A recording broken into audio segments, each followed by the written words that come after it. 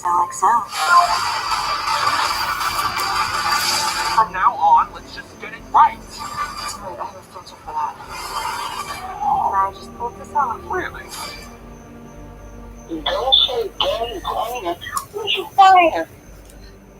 I'm playing the game, but it's commercials in the background while I'm playing. I'm I Richard listen to YouTube too. and I have a once-in-a-lifetime invitation. Would you like to travel to space? Well, I recently flew aboard a Virgin Galactic space flight alongside an incredible crew and had the most remarkable experience seeing Earth from above. And I'm thrilled to pass that opportunity on to you now. Virgin Galactic is joining up with Amaze to offer you and a guest the win trip to space aboard one of the first ever commercial space flights. You'll be flown out to meet a private tour of Spaceport May, where we'll prepare you to be among the first to experience. All right. Let's see what we've got. Falling on the horizon. Experiencing waves, the unprecedented Notorious.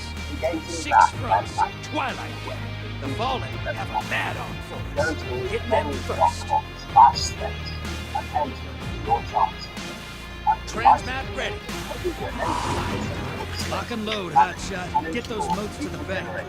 And access to wonders of space. Now, it's your turn to become an astronaut. Good luck.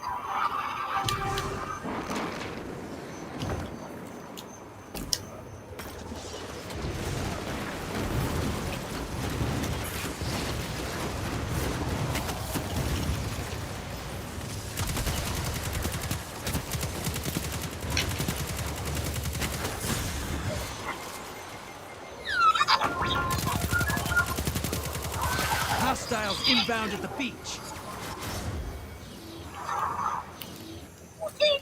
Hello my dear friends and welcome back to another video. Today we're going to be talking about the Bad Batch and more specifically whether or not we're going to be getting a big cameo at the end of this season. Before we get into it guys, I just want to thank you all so much because we've reached 70,000 subscribers. We are now on the way to 100,000 subscribers, so please be sure to subscribe if you're new and also be sure to give that bell a good old tickle to be alerted each and every time that I post new videos. When I do reach 100,000, I will be doing a very special video and that will be decided by my patrons. The poll is already up on Patreon and there are many options for what that video is going to be, so if you don't want to miss out, please be sure to check out my Patreon. The link is in the description down below and you also get exclusive access to content that's not found on YouTube. So please be sure to head on over and decide what you want to see for the 100k special. And so without much further ado and without any more jibber jabber, let's dive straight into it. Alright guys, so when it comes to the Bad Batch, we're coming up to the final 4 episodes of the series. It's likely that we are going to get a second season because 4 episodes is not enough time to wrap things up. Now with the current trajectory of the series and with the massive ending that we got in episode 12, it looks as though these final few episodes are going to be huge. We are in for a massive showdown between Crosshair and his brothers and potentially an uprising on Camino. But a big rumour that's been going around ever since Jordan Mason leaked the July episode titles for the show is that the finale is going to be a two-parter with the 20 Burn it down. episode in particular is going to have a big cameo. In terms of cameos so far, we've had Captain Quinn, Captain Rex, the Subdulas, Chopper, Fennec Shand, Cad Bane, and of course the Montez sisters.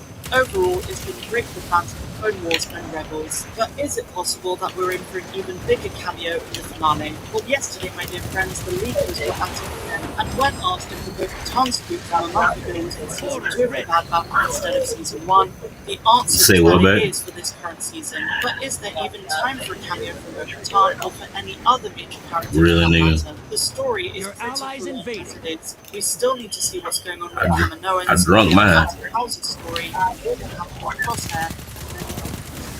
Where would the addition of a big character fit in with so little time left? Some people might argue that adding in another big cameo would overcomplicate the story this far in. The only way this would be possible is if the next 2 episodes take us in a completely different direction. And then a big cameo might be relevant to the change in the storyline. It would also help if the season finale was 7 seasons long, just like the series premiere Aftermath. So we talked about the overtime rumor, but we need to ask a big question. What sort of major cameo would fit into the Bad Batch at this stage? It's a tough one considering we know where a lot of major characters are at this point in the timeline. For example, we can rule out the likes of Ahsoka Tano, Obi-Wan, Yoda, because we already know where they are at this point. If Ahsoka was to come back, it would retcon more of the Ahsoka novel. So let's talk about characters who are likely, and then I'll tell you who I think the most likely is. Let's start with Maul. He's a possibility that's been on the lips of many fans ever since the show was fronted out. While it is hard to determine where he would fit into the Bad Batch story,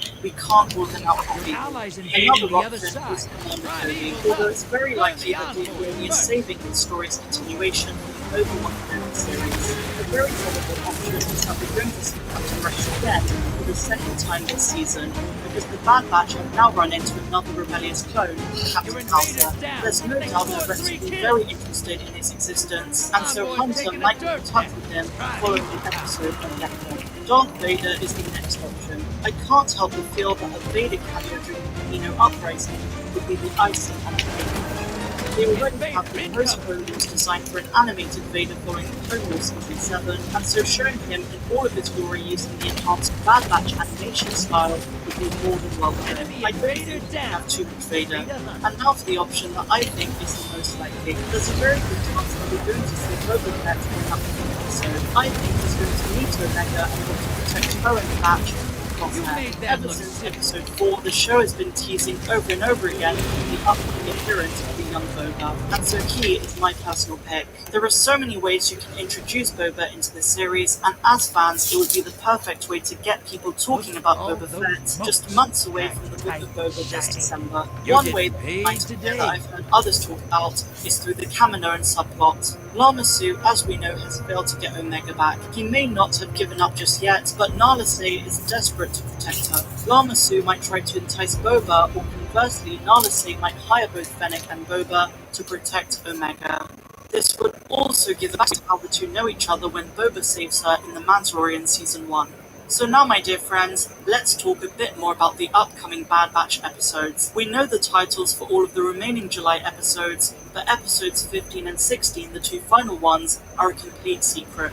This week's upcoming episode is called Infested, and next week it's War Mantle, where everything is really going to go down. But episode 15 and 16 on the 6th and 13th of August are an absolute mystery, one in which Disney wants to keep under wraps. I will say, if you're someone who maybe has not enjoyed the last few episodes of the show, I urge you to keep the faith, because we're truly in for some big reveals in the upcoming few episodes. The show has posed so many questions and thrown numerous curveballs, but by the end, we're going to have our questions answered. At least some.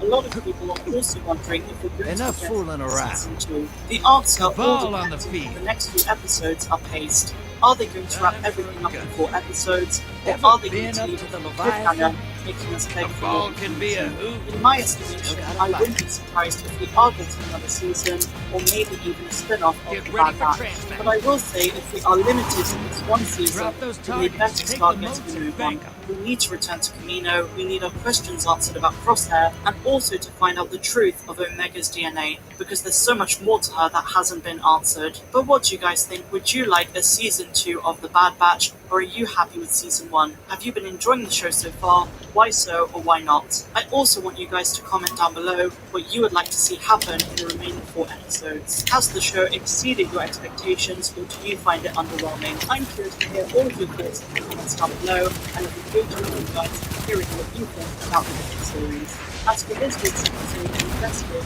I really don't know which direction it's going to take, because the title in and of itself is extremely ambiguous. Some theories I've heard revolve around the idea of brainworms, like we saw in the Clone Wars, or alternatively, it's going to be something completely out of left field, and something we never saw coming. The word infested could be related to some sort of contagion, a prion, or a virus, and it might tie into the inhibitor chips and also the Kaminoan subplot. Trouble is really ruining the series, and I can't wait for all of it. So as I say, guys, I will be doing my full episode breakdown on Friday. Subscribe if you're brand new, and a huge welcome if you are. Hit the bell to all that good stuff down below. And as always, I'm Star Wars Meg, wishing you all a phenomenal rest of the day, no matter where you dwell in the galaxy. Have a good one. You just dropped a taken on the other side. Hope you're proud. I am.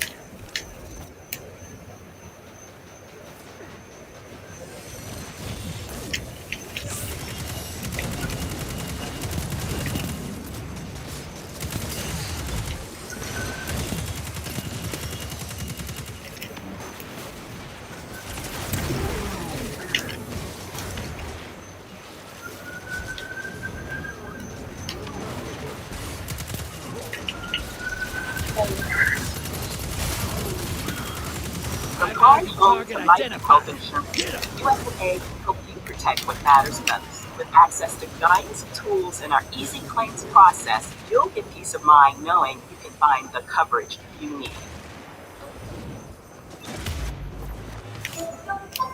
With Ring Alarm, we can see and control everything right here in the app.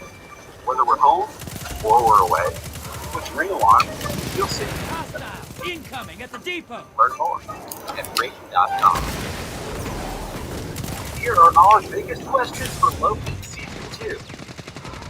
The God of Mischief debut Disney Plus series has come to an end for now, but thankfully, as confirmed in the season finale, Loki will return in Season 2. And while the prospect of more Hiddles McGriddles gallivanting about the Marvel Cinematic Universe is always great news for us, we're still reeling from the event of the finale and the implications that has for the future of the MCU as we know it. Now, we've already discussed what happened in the Loki finale and how that could affect upcoming MCU movies and Disney Plus shows, but today we're going to put our top TVA analysts to work to break down the biggest questions and theories that we have about Loki's eventual second season. Now, if you prefer to read all about it, Michael Walsh has it covered over on Nerd.com, and I'll link to that below. But obviously, to talk about this in detail, we need to spoil what happened, especially in the finale, but also all of Loki Season 1. So if you're not caught up yet, make like Loki himself and find the nearest exit. Vader inbound. Hunt! Okay, let's get into it, shall we? Now, before we dive into our questions, let's recap a couple of quick things about the finale. Loki and Sylvie discovered the time-variant authority controlled by He Who Remains, the variant of Kang the Conqueror, played by Jonathan Majors. He Who Remains offered our heroes a choice: take over the TVA for him and preserve the sacred timeline, or kill him and incur multiversal war at the hands of a Kang collection of 10 variants who all want to conquer all of time and space for themselves. Now, Sylvie woke up and chose violence. She murdered Kang, which then created the multiverse, as he told her it would, including a new branch reality for Loki where he's back in the TVA, but no one knows who he is. What? And to make matters worse, the Timekeeper statue was replaced by one of Kang the Conqueror instead. Okay, with all of that out of the way, let's talk about the episode's ending. Loki's horrifying realization that TVA he's back in another timeline, one ruled by Kang the Conqueror rather than by a trio of animatronic space lizards. So, which timeline is Loki in? Incoming at the cabin! The one variant of Kang the Conqueror triumphed in the war. So rather than trying to obfuscate the identity of one, a more dictatorial approach. Although the TVA still exists in the timeline, it appears that Your enemy called up a Mobius primary. for the their They version kill of it Loki if they is win. very different because neither Mobius nor Beacon Portal's ready. We'll say hello. What? Now the other twist is that this version of the TVA series tends to be more militant. Not only do we see Minutemen and Hunters rushing to the armory and gearing up for battle, but the characters we've met previously, like DC, a lovable clerk who's never heard of fish, he's now a hunter rather than just an administrative employee. But it makes sense if you think about it. The new head of the TVA isn't Kang the Comptroller, he's Kang the Conqueror, and the Conqueror is Sultans. Alright, next question. Is the MCU itself in a time loop? Now this is a fascinating conundrum. In the finale, He Who Remains seems awfully confident that no matter what happens, he'll wind up exactly back where he started. Reincarnation. So basically, this is a version of Kang who eliminates all other variant versions of himself and manipulates the time stream to ensure that no matter what, all Kang eventually become him. Usually in the comics, it's a character called Immortus, but seemingly here it's He Who Remains instead. He is so confident in his plan that his final words are a chilling "see you soon" before he shuffles off this mortal coil. That's why He Who Remains is always He Who explains. Speaking of Kang variants, though, was that really Kang the Conqueror? Well, like most comic book stories out there, the answer is complicated. In a way, yes, it is, but more accurately, it's a variant of Nathaniel Richards, the 31st century scholar who becomes the time-traveling tyrant known as Kang the Conqueror. Now, there are countless variants of Nathaniel Richards in Kang across the multiverse, like Immortus, Mr. Griffin, Rama Tut, Scarlet Centurion, Victor Tiley, the list goes on and on. This point, they had enough to hold their own parliamentary hearings at one point in the comic, the Council of Cross-Time Kangs. And while He Who Remains is not a Kang variant in the comics, he absolutely is one on the show. And although he managed to Kang to conquer all the other Kang variants out there, he who remains no longer has any worlds left to conquer. Instead, he sits around munching on apples and planning a sweet reveal for whatever Loki might finally make their way to the Citadel in time to finally see him. So the answer to this is both yes and no, but we actually have a deeper theory about he who remains and his real identity that will roll out Take the days and ahead. run, So, popping up on the enemy side. as for when Good. we'll see Portal's Kang next, the answer is Don't make 100% confirmed. I It will got be a call. 2023's Ant-Man and the Enemy Wasp team Quantumania. melted their We know that will primeval. feature Kang and presumably many of his multiversal variants as that film's main antagonist. Now, with that said, I wouldn't be surprised to see him pop up all of Thanos in the end credits of other projects like Eternals or Spider-Man Where No we Way gonna get it Home or from? Doctor Strange in the Multiverse of Madness. But who knows? Technically, he could be anywhere and everywhere for all time, always, all over the multiverse. But let's move away from Kang for just a moment to wonder what happened to Sylvie in season 2. After stabbing He Who Remains, she was You in cooking? chains, dropping to the floor because she was overcome with finally having fulfilled her lifelong goal of murdering whomever was behind the TVA and causing her to spend a lifetime on the run. Now, to paraphrase He Who Remains, Loki was actually changed by the journey he was on, but Sylvie wasn't. Thought I heard you at the say end of her journey, let's go and have that's to why get a after baby their from kiss, some she way. shoved Loki through that time door. Now, obviously, she's still in possession of a temp And pack I where said the for literal when, Kang you said lost what you so many mean, so I asked, so we cooking? last episode, but theoretically, she could go anywhere, anytime as well. Seeing how she'll react to full-on multiversal war and deciding whether she can actually handle an I told you so from Loki is going to be an important part of season 2. And while I don't expect to see them reunited right away, we will almost definitely follow Loki and Sylvie through parallel realities as they work to undo the damage they've done and potentially reunite in the process. But next up, let's talk about another mysterious character departure. Where did Ravonna Renslayer go? After dunking on Mobius in her office, she told her former favorite analyst that she was going off to find free will. Now, to me, this signals that she's evolving into a more assertive, conniving, and deadly comic book counterpart, the Terminatrix, the most 90s of all comic book names. And as we mentioned previously, in this alter ego, she wants to use power armor and shape to disguise herself. She brainwashed the Avengers, and even pretended to be Nebula, pretending to be a Kang variant, so she can infiltrate the council across time Don't let him and touch you. in short, she might just be the biggest wild card in the MCU right now, and could play a major part in the upcoming multiverse story, ranging from Ant-Man Quantumania to Loki Season 2. But again, Let's only hunt time some will tell. But hostiles, perhaps the brother. biggest question Bring I their have, moves though, to is the what's bank. this minute's endgame here? Hello! She was clearly programmed to serve a He Who Remains beck and call, but does that mean she will serve whichever Kang is closest? Is she going to go rogue in Season 2? Well, as confirmed by director Kate Herron in an interview with Marvel.com, this minute's almost had a fight scene in Season 1. After all, she is a Fox. Throwing hands is basically her whole MO in life, so it makes sense. And considering her increasingly sinister demeanor as the season went on, and the MCU tendency for AI to go haywire, I can see her being a senior player in Season 2 in the series in a scary way. And speaking of time, let's talk about the actual biggest question here. When will Season 2 actually come out? Well, thankfully, the premise of Loki and the events of Season 1 mean it could theoretically take place at any point in the MCU's timeline. And with that said, I have a feeling it's going to debut sometime between Doctor Strange in the Multiverse of Madness and Ant-Man and the Wasp Quantumania. That means Season 2 would come out sometime between mid to late 2022. What? But also, it could easily serve as a capstone to the event of Quantumania with the very heavily. So that means we might have to wait until 2023 to see what the past, present, and future holds for our Dog Defense Jet. And last but not least, we have what is truly the biggest, most important question of all. Will Mobius actually get to ride his jet ski in Season 2? Yes, he will. I refuse to entertain the idea for one single nanosecond that he won't, because come on, it would be so cool.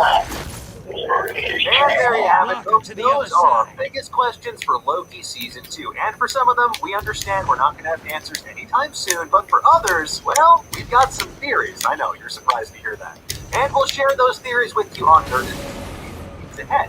But in the meantime, though, tell us, what do you think? What do you think is going to happen in Loki Season 2? What are your biggest questions for Season 2? I know how that. Let us know in the comments below. And for the latest and greatest in the world of pop culture, stay tuned to Zerts.com.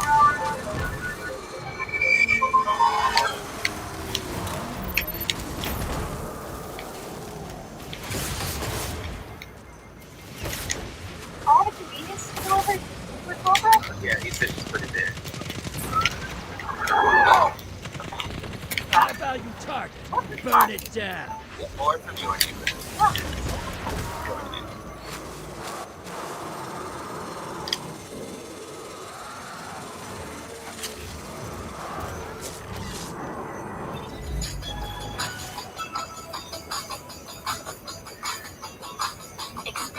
blaze for joy is second nature. Gatlinburg, the mountains are calm. Register the free getaway at Gatlinburg. Bleeding moats, brother! Whack the blockers! Invader incoming!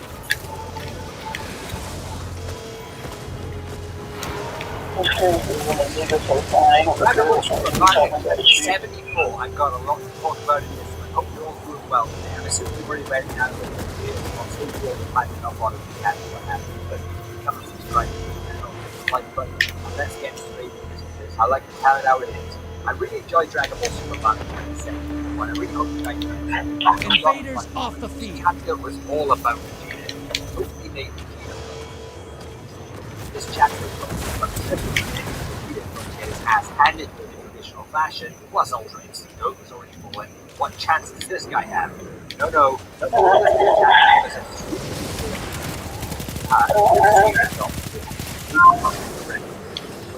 More like a monstrously awesome form, dangerous. Not only did we get that Vegeta moment in the close, but the whole chapter was pretty much Hostiles incoming at the cavern. Invaders here. Brace yourself. The way that she was able to perform very well for Nora Wilson. And yes, he got it. It's like all this like an offense to not am I good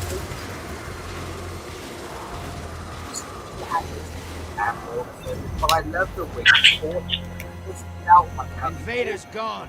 Get him next time. But I would not that. This felt like that. You could see how he's getting at High value targets making a break for it. Cut them off.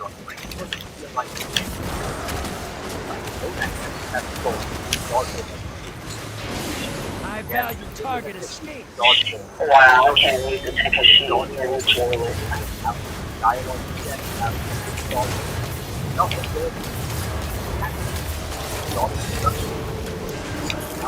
Invader incoming.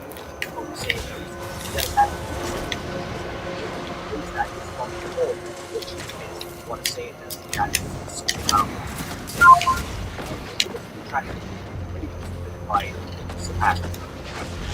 Enemy called up a primeval.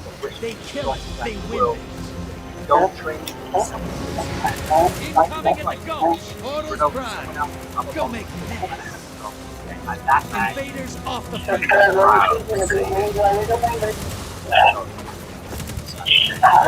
You know how that works. How I expect it better. Like, I don't like how you criticize for no badness. Yes, that is Small blocker time. outbound. Me either, baby. That. No, the ball is literally I said me either, baby. the heart of the battle. Fire strong one.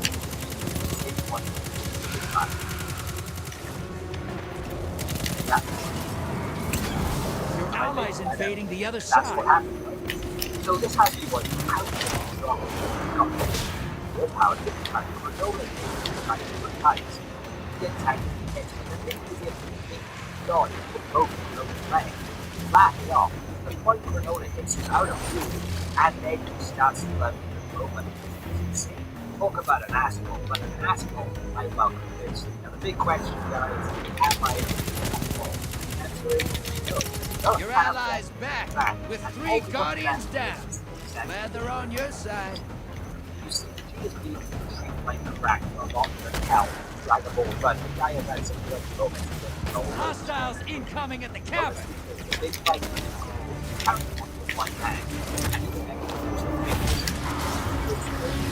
Portal is primed. Lock. Why the hell not? How often do you bother to say that? Your allies invading. I am a Vegeta fan. No, this week I was a support role, but now in this chapter, I will take all the power-ups out of no issue. Why not? Every company but go on power. What the thing is about power. But it's not just about power. You gotta have to build them, not sex. Build them. Small blocker to the other side. One here. Your allies back. No kills on either side. Ultra instinct. Hostiles incoming at the depot. How is that possible? Now, how do you jump everything? Pass all things. Is that right? And it's over.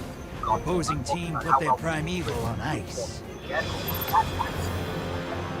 guys think Vegeta's got way too strong this time frame compared to Goku, who's also been training?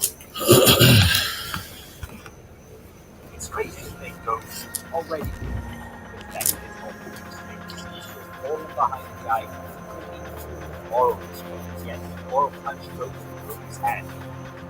But I guess it's true. Damn, he died 31 times. I'm gonna stay that face as tons of momentum now. It's breaking this way and it feels like it's going to asshole thing in a lot of ways. But I just have a moment to run wild. Something will have to give. Will it be Vegeta's sanity his thirst for destruction? Something is telling me he's going to have to switch this form off eventually. He's going to need to do it, and that might be why Granola lives. To see Vegeta in his new destruction form send Granola to the next dimension quickly, that would be insane, but at the same time, we'd be uncomfortable for a finish that quick, considering every other boss we have some twists and the fight just keeps on going. So it would be a nice change of pace to just end some of these, but I just don't think Granola is going to be that one to cut. There's a lot of good and a lot of good stories, despite him sounding like Samus. I don't know if you guys noticed that the way he was talking to Vegeta. He was so arrogant. I thought he sounded like Samus. And how Vegeta's been. I don't feel cranky about it. Like I used to. Now, apart from how old it is, it no longer feels like this glorious pinnacle. There's only one chapter, and it is a nitpick, but it did piss me off. Goku wakes up in a wounded state. Now, I did like how he I have no idea what I'm right there. But what pissed me off? Goku wakes up and says, "Huh? Vegeta joined the fight." Yes, like Goku, stupid idiot. What did you think would happen if you were defeated? Vegeta would go and have a cup of tea with Granola and talk about old times? That Vegeta didn't have what it takes to fight Granola because you failed?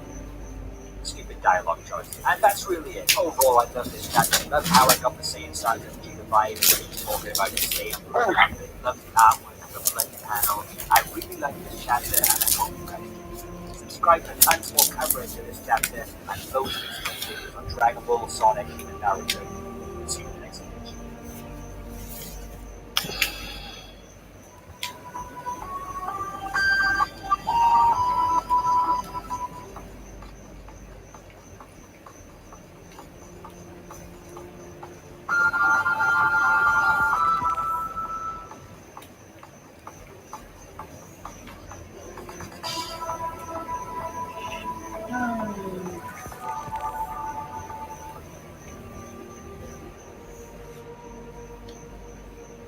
The App Marketplace Developer Program is focused on helping you successfully publish an app on Square's App Marketplace. We see innovative, valuable new apps being published every week. We have created guides to help drive adoption of your application by merchants, a community where you can go get help, and a clear path to publish your app on our App Marketplace. We can't wait to see what you build. Build with Square APIs, SDKs, and plugins, and offer your app to millions of Square sellers in the App Marketplace.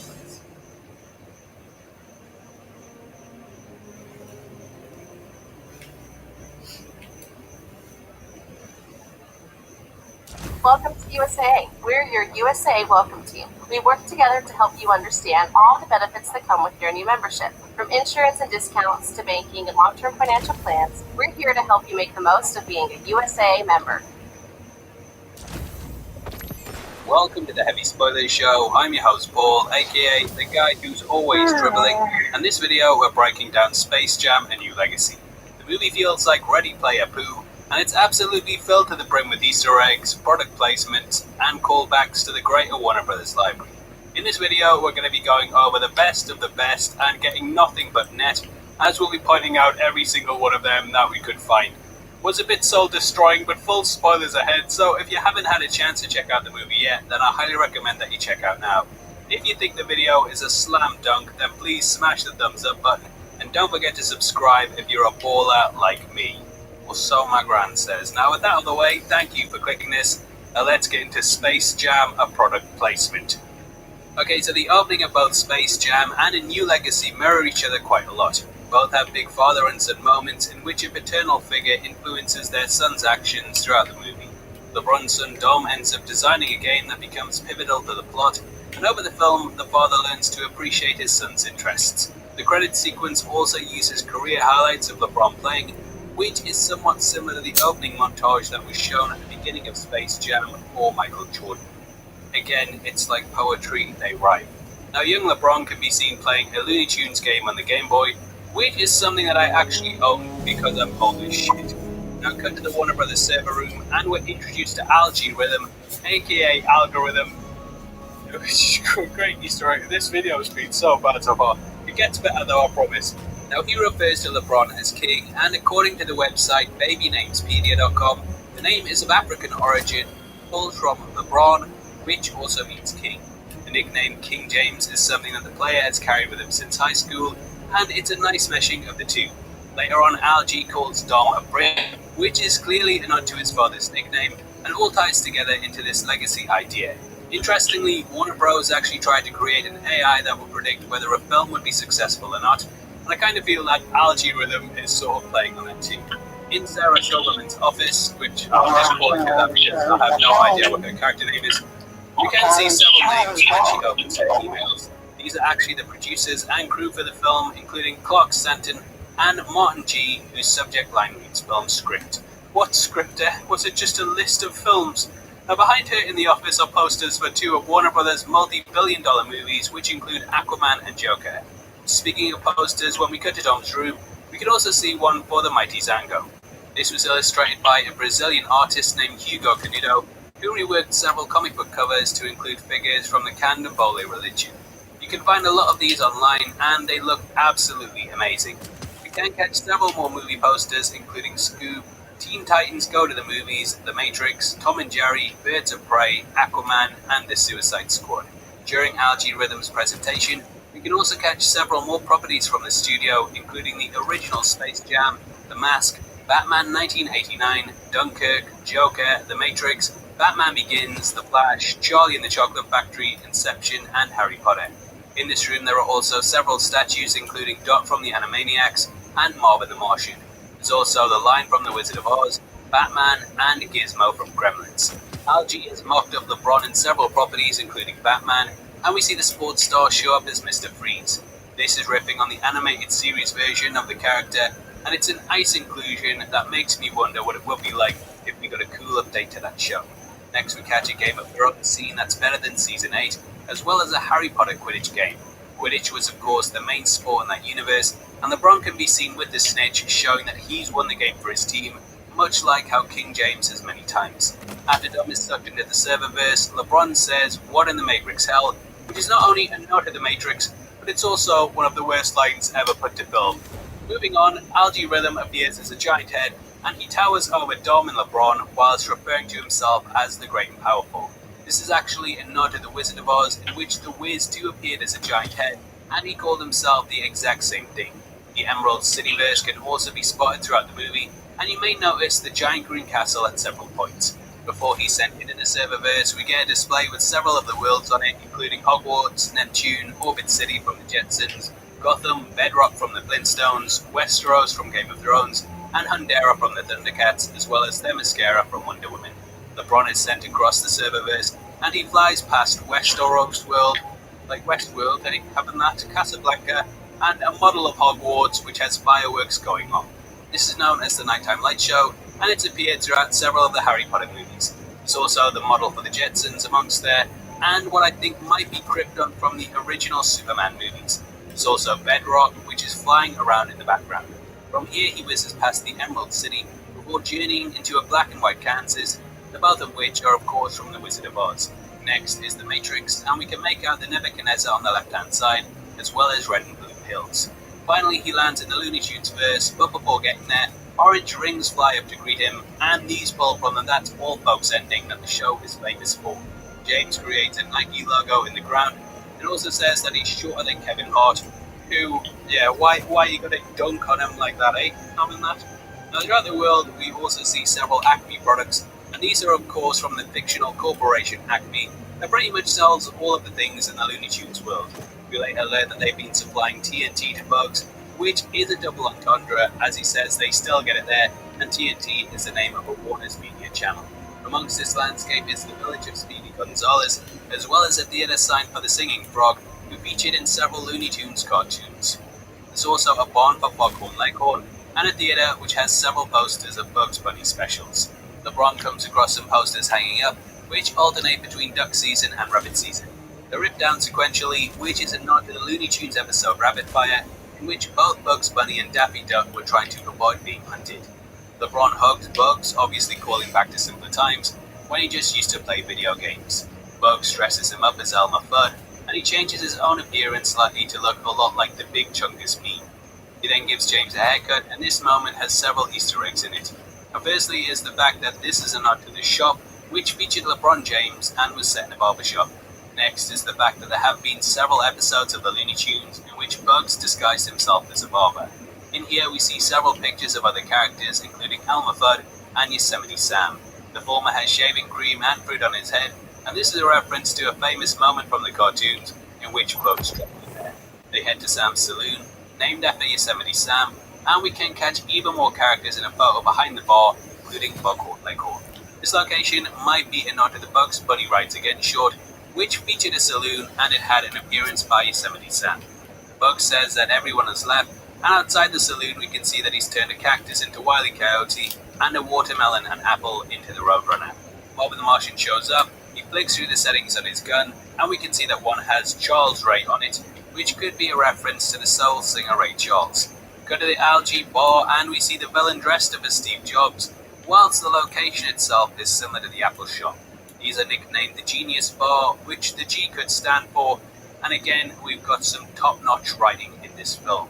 Now cut to LeBron and Bugs travelling through space, and we see a planet for the Maltese Falcon, which starred Humphrey Bogart. This 1941 noir film is still considered one of the best of all time, much like how Space Jam: A New Legacy will be regarded for several years to come. I'm sorry for taking the mick of it. I actually thought this movie was alright, if I'm being honest. It wasn't terrible, it wasn't great, but it's a kid's movie, and I'm going to lay off it from now on. Now, the ship itself is clearly pulling from Star Trek iconography, including a captain's log delivered by James T. Buddy, which is of course playing on James T. Kirk from the shows and films. On the front of the ship we can see the alphanumeric code A113, which you may know for its appearance in several Pixar movies over the years. It actually calls back to a specific classroom number that many of the artists from Pixar studied at. On a whiteboard, James writes down several character names, including Superman, King Kong, Trinity from The Matrix, and also Batman.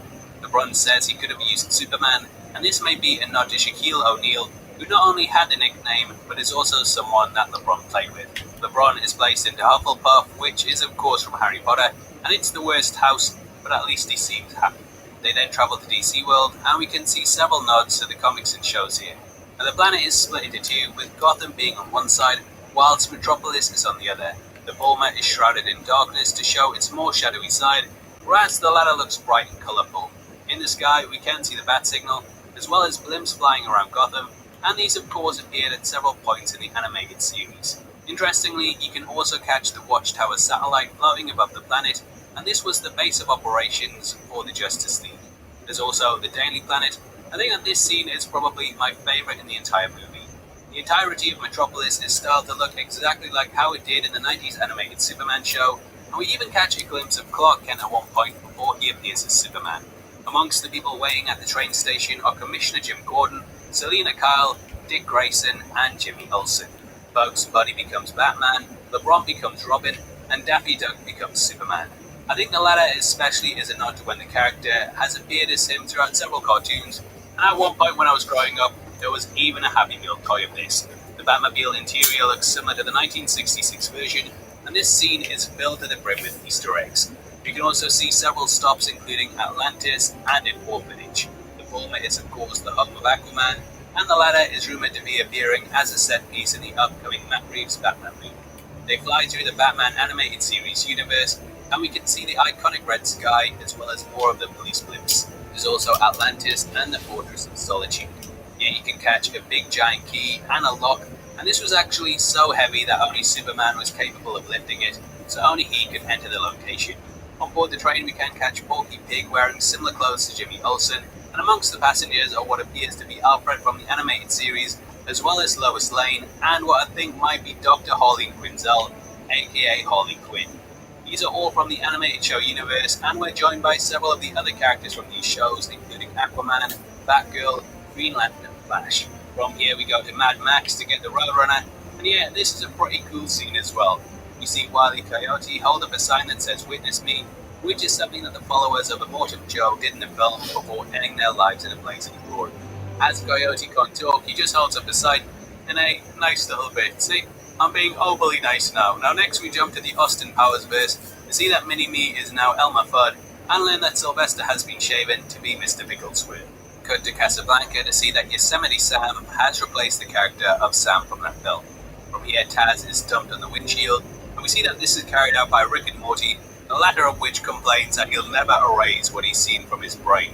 Same as I feel about this movie, I suppose, but from here we go to Westeros World to see Foghorn Leghorn with bleached blonde hair riding the back of a dragon similar to Daenerys from that show. Next we get a scene with Speedy Gonzales and Granny from the Looney Tunes, which is shot to be very similar to how the opening of The Matrix plays out.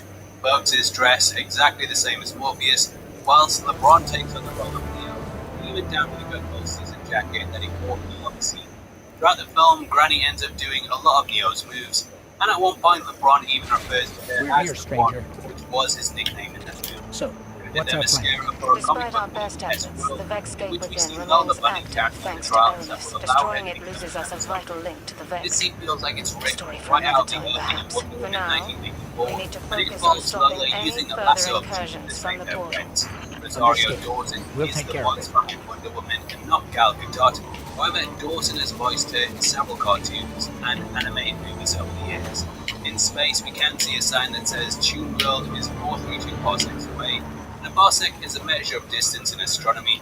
In Star Wars, Lucas got it wrong and thought that it was a measure of time. This is why Han boasted about the Millennium Falcon completing the Kessel Run in 12 parsecs, and again, it's like poetry there. Now next, that's a really bad video. Now next they make their plans, and Bugs dresses up as MC Hammer, which is a joke you'll get if you're as old as I am. The characters wear their classic Toon Squad jerseys, which the group also wore in the original Space Jam film. RG Rhythm says they're alive, which is clearly ripping on Frankenstein, saying it after creating his monster. Next we get the basketball game, which, gonna be completely honest, this is why I feel so dead inside with this video, as it killed me a bit when I was writing this script. There's an absolute ton of Easter eggs here, but we're going to be going through them all to point out every single crowd member that we can find. Now firstly, our Hanna-Barbera cartoon characters, including Captain Caveman, the Flintstones, Yogi Bear, Scooby-Doo and the Mystery Machine, Jabba Jaw, Penelope Pitstop, and Magilla Gorilla. Outside of these are also the likes of the Iron Giant, King Kong, who jumps in with an airplane that attacked him in his movie, the Great Gonzo from the Flintstones, Muttley who tries to hit him, the Quidditch Team, the Yeti from Smallfoot, the Game of Thrones Dragon, the Night King, Mr. Freeze, Gremlins, Thundercats, the Agent from the Matrix, the Flying Monkeys from the Wizard of Oz, the Penguin, the 1966 Penguin, the Spartans from 300, the Nuns from the Country, several Jokers including the Jack Nicholson one, and the 1966 version. We can also catch one of the Joker's goons wearing the classic leather jacket that he and his forces had in the 1989 movie, with his logo placed on it.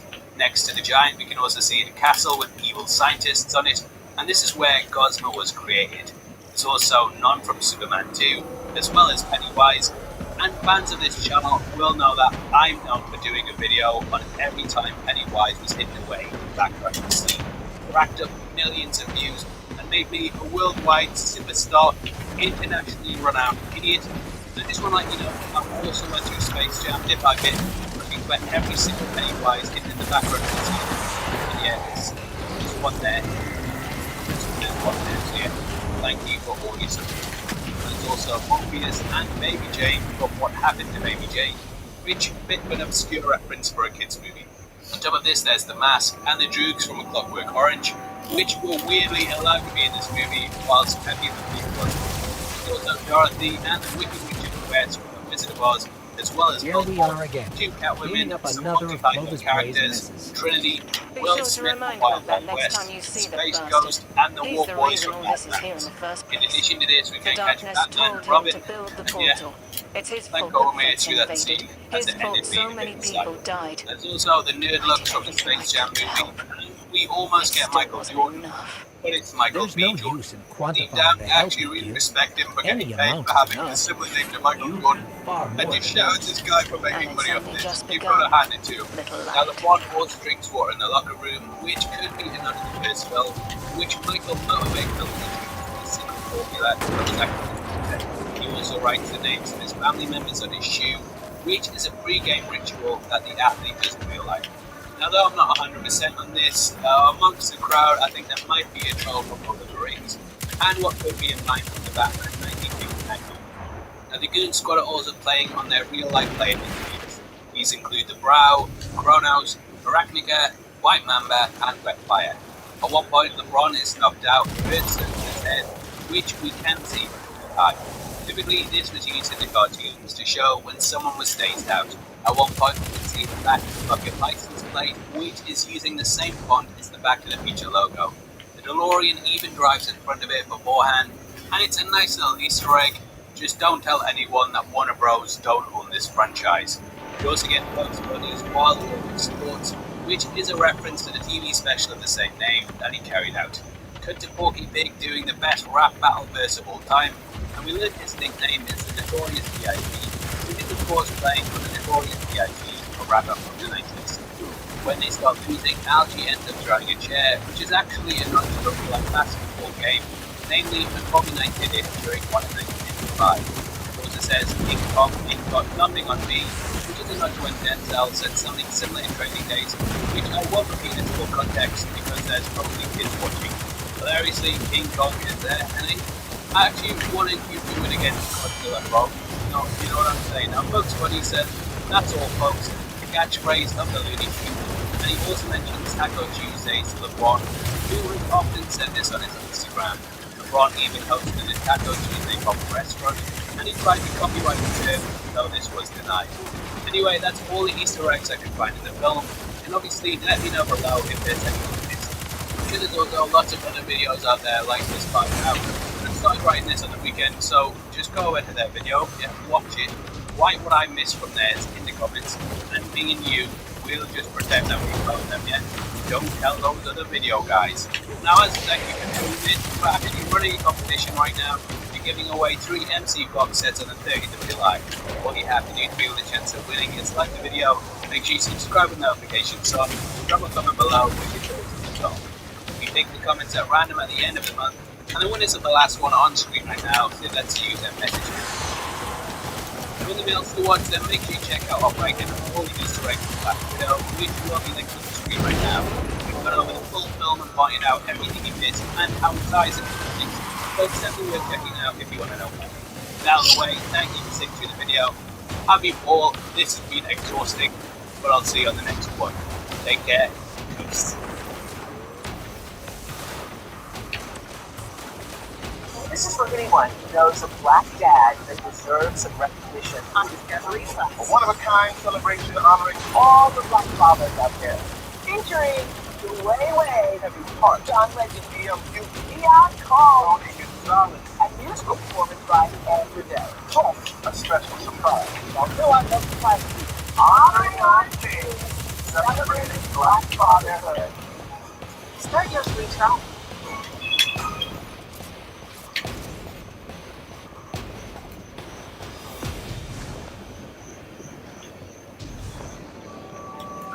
Okay, so I'll just say it. Work is not working. It used to be easy to get on with work, but over time, then it got so busy. Fuzzy. Work just stressful. And the world kind of went to panic. Noise started to creep in. First a little, then a lot. So much noise. On the desktop, on your phone, everything. What could I have to help you manage the noise?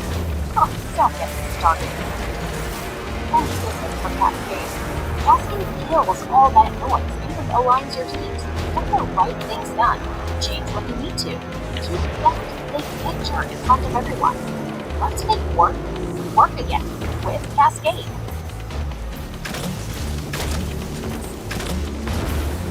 After Disney made its old to announce that they made $60 million on Disney Premium access to Black Widow in the first opening weekend, just as to trigger a collection of computer owners around the United States with a letter that last year was a decision because it proves that the computers pull off massive amounts of income. Now under pressure and backlash, Disney is forced to cancel Disney after the upcoming film. Originally, this was reported by PR, with the original report, according to that, coming from Variety. The takeaway here is, despite being a success in theaters on an opening weekend, making a massive amount of profit only on Disney Plus, theater owners were not happy because of their cost. On Disney films are making, and it's not fully disclosed in the film description and everything, but between 40 to 60% of profits of any film that released. Disney films had some secret to work out. So out of the film, they lost out 40% of that could have been made. But they were very films that I already covered, but such flashes Disney Marvel Studios for willing to release the film to consumers on Disney Premium access. And the bigger factor here was the fact that Disney is close to outpacing number one, and that's sort of the deciding what Disney knew how much they lost. Well, her Variety thing is more about the game because they see what they get down hard on Disney by now. Now, I don't know what to think of this because it makes sense, it doesn't make sense. Disney has before literally held up theaters trying to do all what bastards. Until next time. I want to say it was Age of Ultron, maybe it was Civil War, I can't remember, but there was a giant debate, and it related to Star Wars as well, that being like, hey, we're going to show our films in theaters, we want more of the profits that our filmmaking theaters fought against, and they were like, nope, we got to bend the knee because of this. So I don't know, I'm still inclined to believe that this isn't the whole story.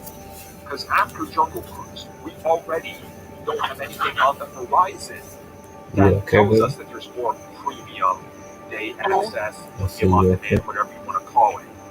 All we know is that there's the 45-day window on films like Shang-Chi and Free Guy, where after 45 days, they are going to Disney Plus and other video on demand services. And I was under the impression that it was done after Jungle Cruise anyway. So this sort of, I think, is maybe taking everything we've kind of known and everything that was said today or in the last 24 hours by theaters coming together and being like, man, that's Disney, and rolling it into one. But I guess we're just going to have to wait and see an official announcement from Disney before we believe anything.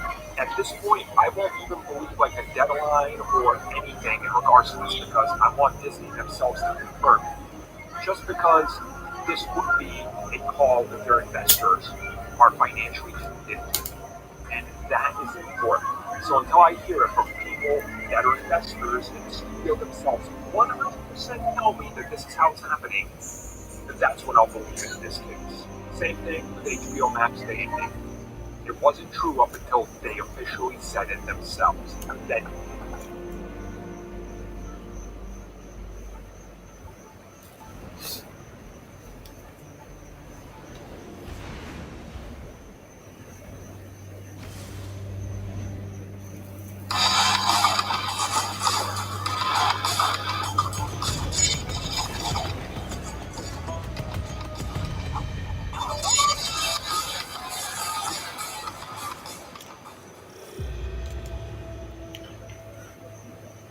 Welcome to Nessus.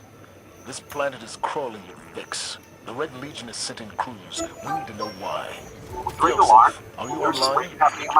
Commander, your favorite AI is ready to go. I'm tapped into the Vex network.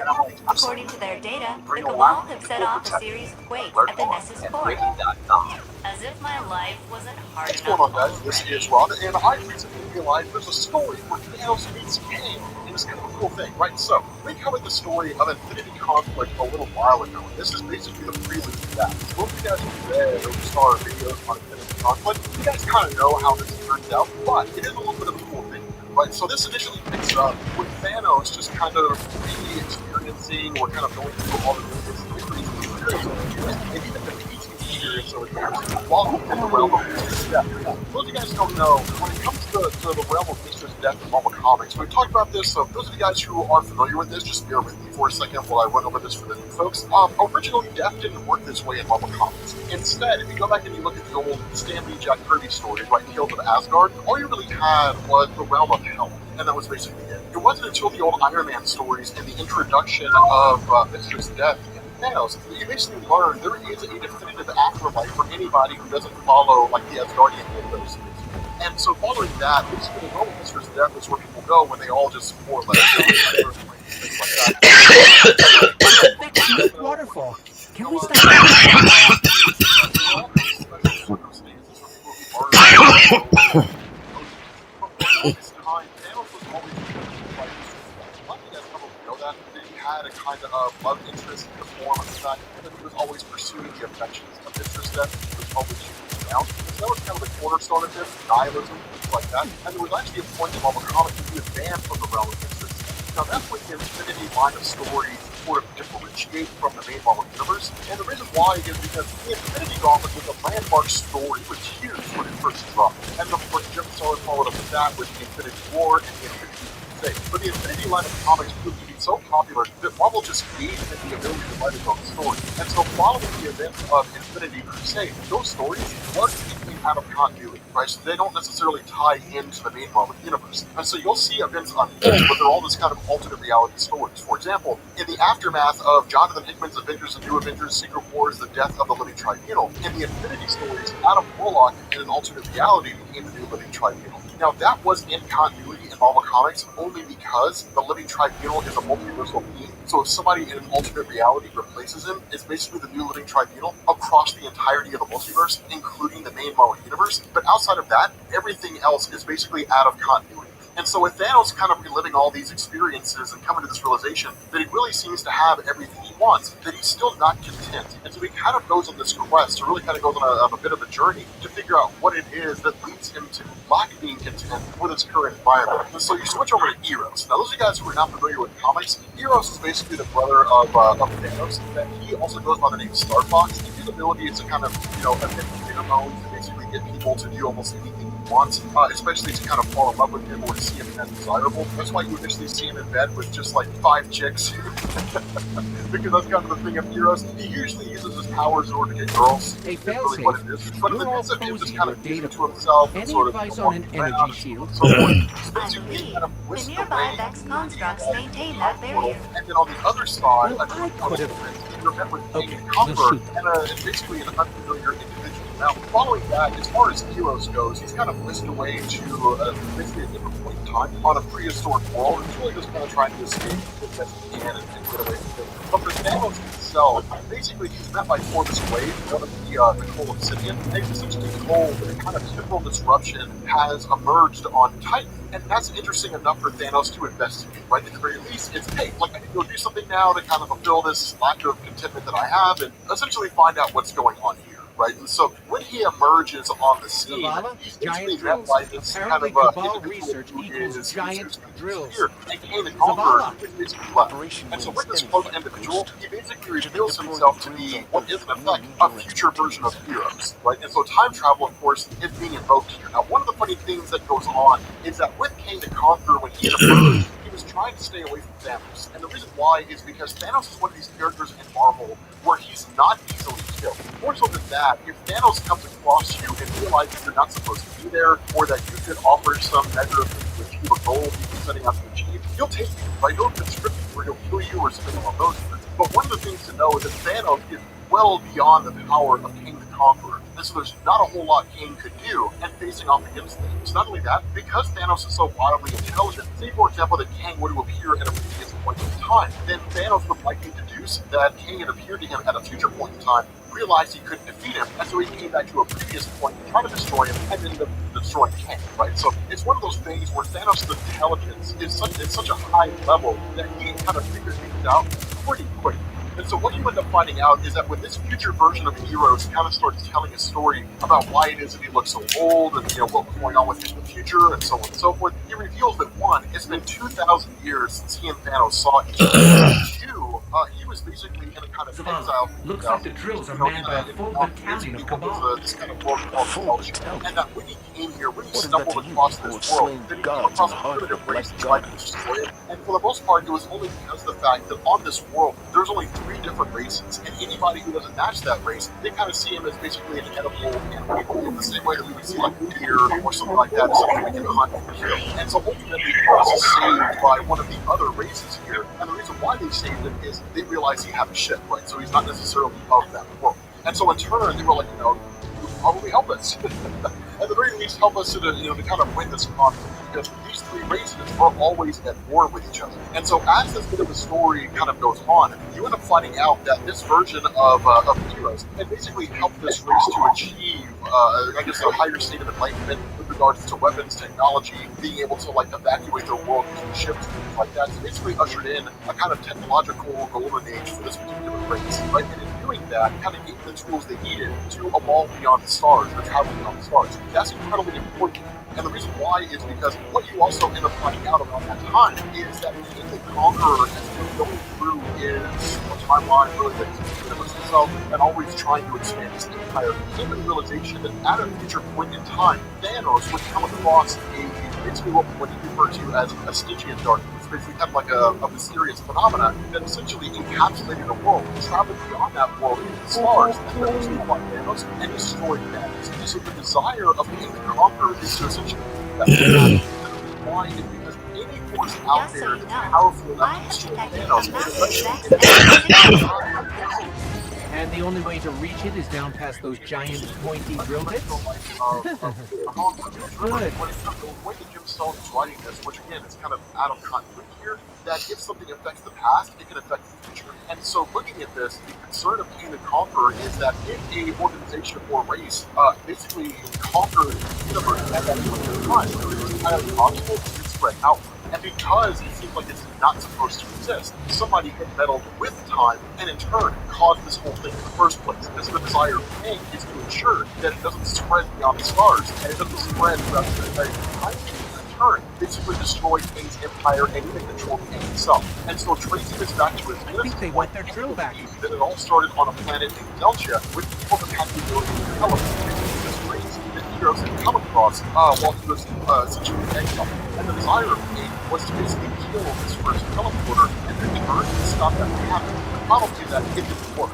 That throughout the time space, it's always kept on happening. That this darkness, this kind of powerful thing out there, kept showing up again and again and again. And there came a point where he got so close to it that it almost consumed him. And so in a panic, he basically sent a ship flying through the time stream with no definitive arrival point. And ultimately stumbled across this very world 2,000 years in the future, which basically housed Heroes, where he had basically been defeated, kind of moved, and exiled to that planet. And by the two of them working together, they ultimately cultivated a plan that was designed for the purpose of Heroes coming back here and trying to find a way to work with Thanos to stop that Stygian darkness from happening. And so the way this plan, the plan of the two of them talk is that at the end of the day, the launches in the right direction. It's going to be a short that essentially the point of as far as the planet Say what, babe?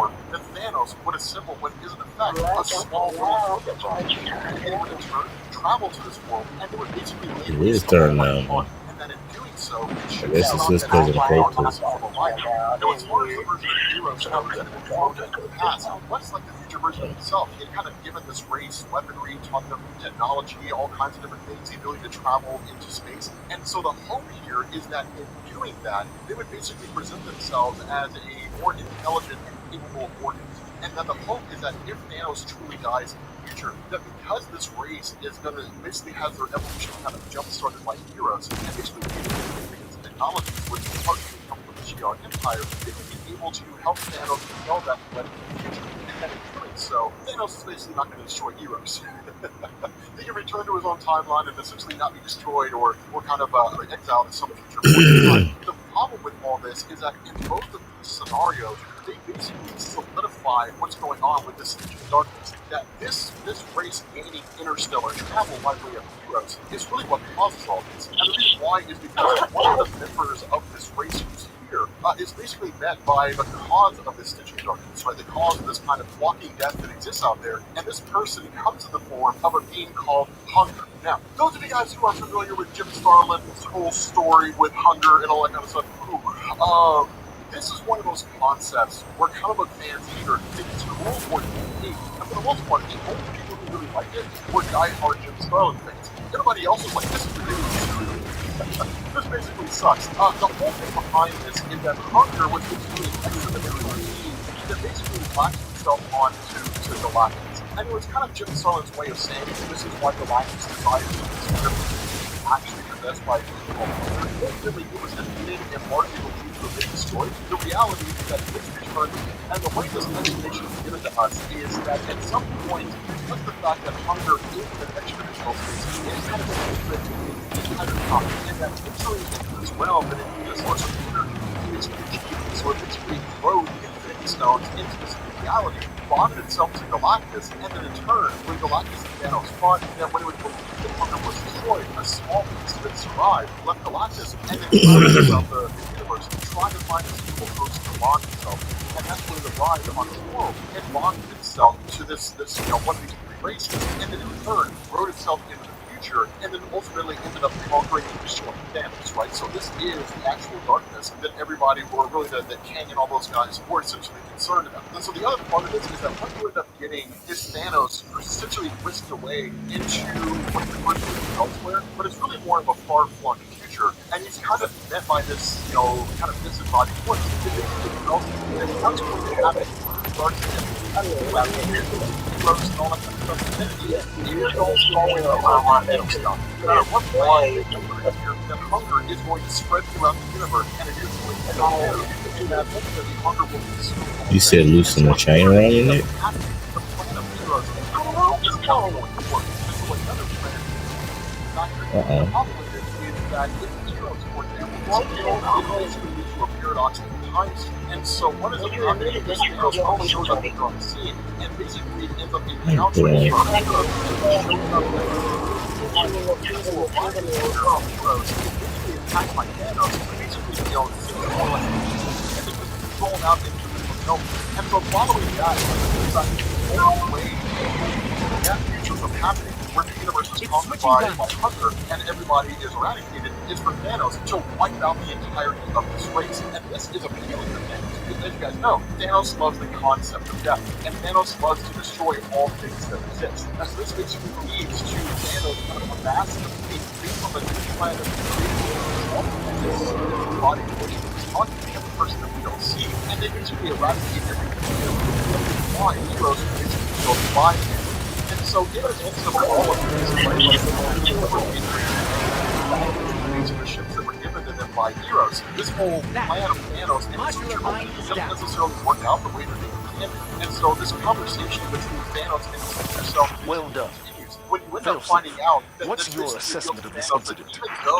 Vex records indicate the Cabal discovered the mine and got into this world to capture it. It doesn't matter, right? Had the Red Legion achieved their goal, I estimate a 60% chance this planetoid would have been destroyed in the ensuing battle. And that, at the end of the day, Thanos will still die. And so ultimately, the only real way to stop this is to actually go after that source itself. And so this leads to Thanos eventually tracking down Hunger and then annihilating Hunger, right? Destroying this bit of entity. Now, of course, Hunger tries to possess Thanos, and it doesn't necessarily work out that way. Instead, Thanos manages to destroy Hunger entirely, and that basically brings it into that. And so following that, you basically find that because future Eros is alive, that means that Eros in the past was not actually destroyed. But instead, it was kind of a paralytic effect that was imposed on him by Thanos, and his body was just kind of thrown into the lake, and then that was basically it, and that it was really more of a distraction than anything else, all for the purpose of solidifying his plan. More so than that, you end up having Kang the Conqueror that just kind of appears here and then is met by the arrival of Thanos, right? And the whole point was that Thanos was meeting with Kang for this idea that in solidifying the destruction of this particular, of really Hunger itself, that now Kang is at the end with Thanos. And so in turn, the question Kang has is, then what do we do here? And Thanos' response is like, what are you looking for? I've destroyed this guy. Like, what all do you want out of me, or what are you looking to achieve? And the idea is that Kang really simply just wants to rule a section of the universe for himself, right? A section of the multiverse for himself, and that Thanos will lead in that section, right? Because Thanos is destined to achieve this level of godhood. That's basically what Kang says. I know what your future is going to be. I know what you're going to look like. I know the level of power you're going to achieve. And when that time comes, what I ask is that you allow me to rule my full section here, and you basically I want you to get in there and figure out what they know. If that doesn't happen, Thanos will Greetings, end up Captain. destroying Kang. Commander Zavala has requested that I run tactical on this The mission. response of Thanos is fine. Please allow me to help you with your invasion of the Insight Terminus. Hello, failsafe. You're familiar with this place. And then in turn, Oh yes, quite. The Jets were very active there when the Exodus Black first arrived on Nessus. The Vex that murdered my crew came from there. And so all that really does is kind I'm of sorry that you have to relive those memories. right? The fact that It's alright.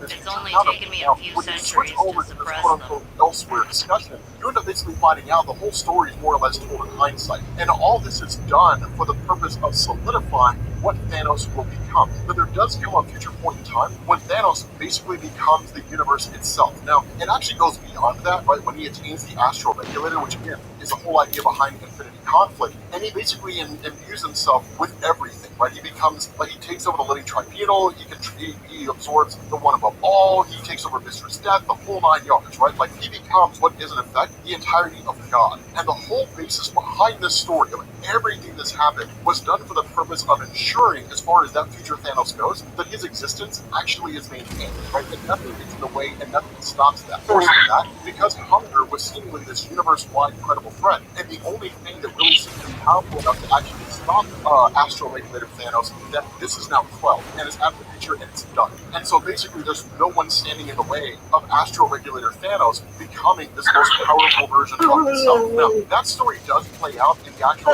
conflict. You guys can check the video down.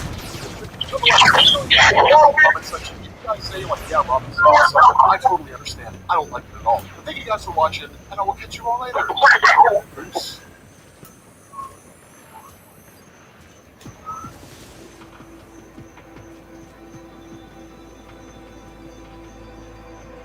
The Nova Hybrids, this is our most plush mattress, so it's really for the people who are looking for that instant sort of sinking, sort of soft feeling. We're hoping to debunk the old school notion that you need a firm mattress to support your back. That's a product that's supposed to support the comfort of things.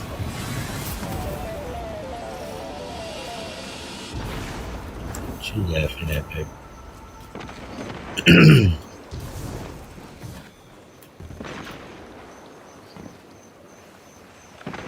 Two things.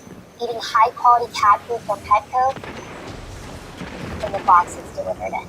Same day.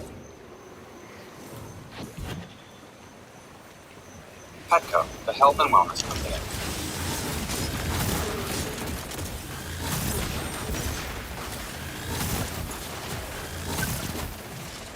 On the wise, rise on the river when it's for the lies.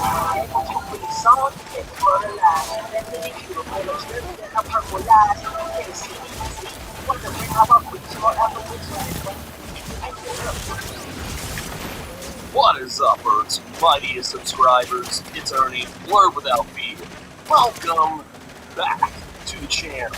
Alright, today's video, we're going to be talking about Way of X, number 4 by Cy Spurrier and Bob Quinn. And in this video, we're going to talk about how Krakoa's second law is viewed among certain members of the mutant community and why it is a problematic rule in not so much what the rule dictates you can do, but in terms of the statute of limitations of that rule and how willy-nilly it's enforced. We're going to talk about all that and a little bit more right now, but first, if you want to see more awesome videos like this one, tap that subscribe button, and if you enjoyed the video, bulk smash that like button because it really helps the channel out. That said, let's talk about Way of X number 4. The main thing that stuck out to me in this book, and it's something that I thought was very much overdue to talk about. Yes, we have hinted at, it kind of danced around, the idea of the second law of murder no man, kill no man, however you want to put it. We've looked at this law from so many different angles throughout the course of Dawn of X, Reign of X, even across some of the events and other little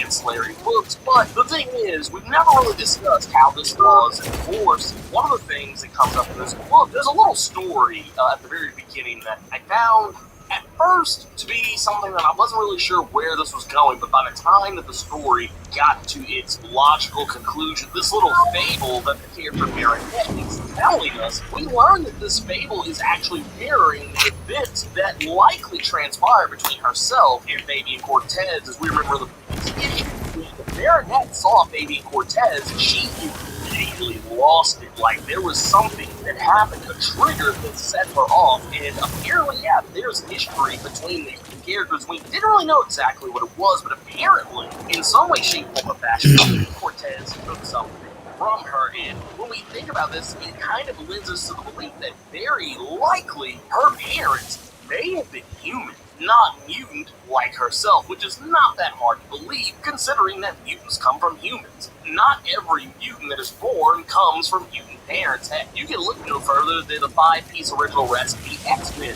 All of them came from humans. Now, that said, Fabian Cortez, as we note in both his history and even in his book himself, where he talks about his disdain for humans and how he has no issue whatsoever killing them. In this little fable, this little parable, as it were told by Marinette, she talks about a tribe of people who, at one point in time, were set upon by someone who very likely wasn't necessarily a trusted member of their group, but someone who was close. And this person killed someone that was close to who is ostensibly the main character of this parable, this girl who was allowed to flee out of mercy, in that she was forced to exist and to have to survive in what is probably some of the most dangerous conditions possible. This is all reminiscent of Marinette's life, the fact that her parents were very likely murdered by Fabian Cortez, and this is what resulted in her living on the streets, and then ultimately how she became connected to the character of Stacey X. Like, she was very likely a vagabond, a vagrant, someone who just was getting by and surviving on the streets. And then towards the end of this fable, during her time on the streets, during this time where she was just surviving, trying to get by, her people, they returned. They came back from the brink, and they were strengthened. They became more than what they were initially. And this is basically a reference to Krakoa. How Krakoa, the mutants, have brought this land up and created this united front, and now have a society that is the unity of literally everyone. But in order for her to come back, she must forgive the person who murdered her parents. The fact that this new entity, this new society that she has returned to, has basically said, yeah, we're wiping the slate clean. Yeah, we're not going to condemn people for past violations. And that in order for her to return, she must forgive, and that all must be forgiven. And as she goes on to talk about how the girl didn't join in with everyone's revelry at the fact that they had achieved these great things, that she was not going to forgive, because in the end, it doesn't take back what happened.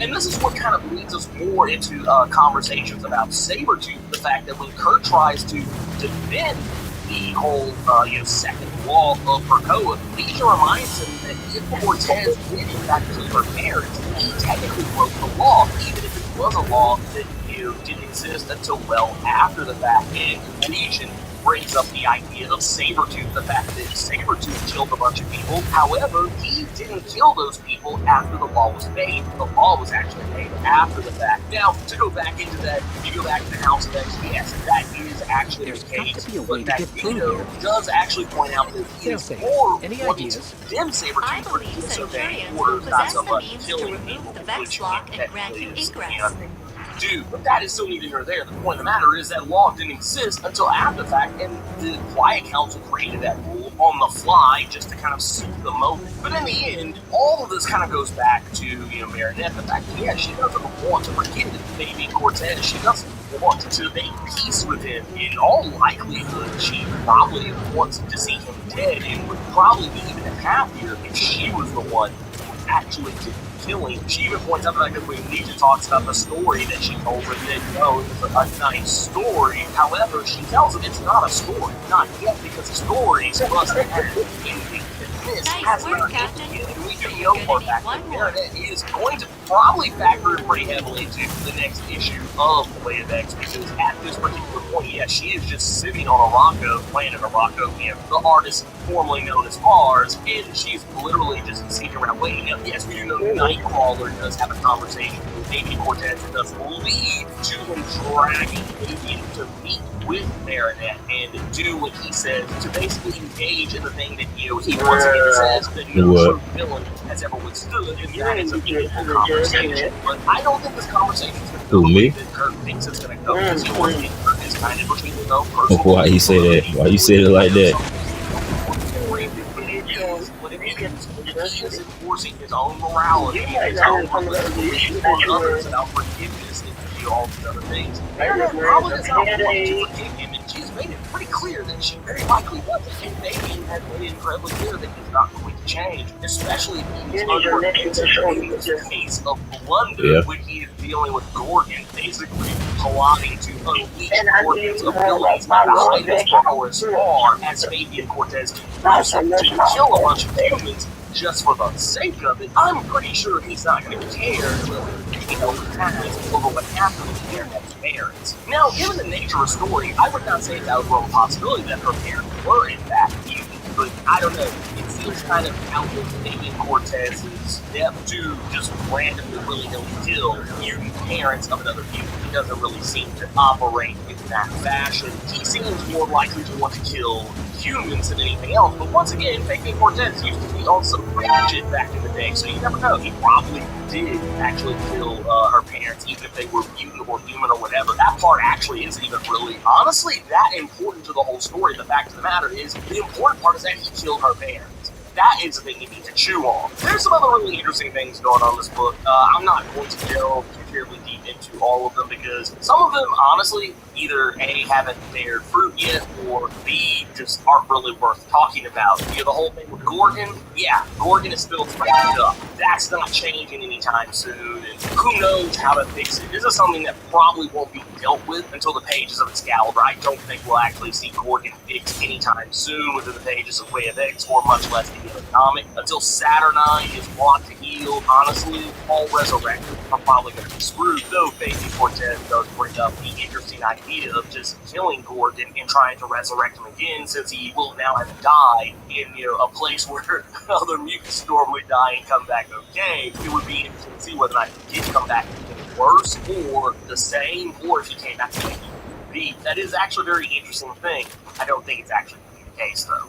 There's also some interesting commentary on the character Dust, which, for those of you who do or do not know, the character Dust is one of those who was received in very different ways when the character initially debuted. There were some people who thought the character was the greatest thing since sliced bread. There were other people who thought the character was just okay. And there was other people who thought the character was incredibly problematic, and it just kind of depended where you fell in that character debuted. I'm one of those people. I just kind of fell in the middle. I thought that Dust was an interesting enough character, but just okay at best in some regards, and I felt she had a pretty dumb name, though, by all standards. And considering who one of her co-creators were, I'm not surprised. That said, I do find it interesting that Legion also thinks she has a fairly dumb name, and what she's there to do, I think what she's there to do is more important than anything else. The fact that she is there to fix the botches that the Omegas created when they were terraforming Mars. We don't really get to know what all of them are, but one of them does have to do with not just the Olympus Mons, which is the volcano on Mars that is now being regularly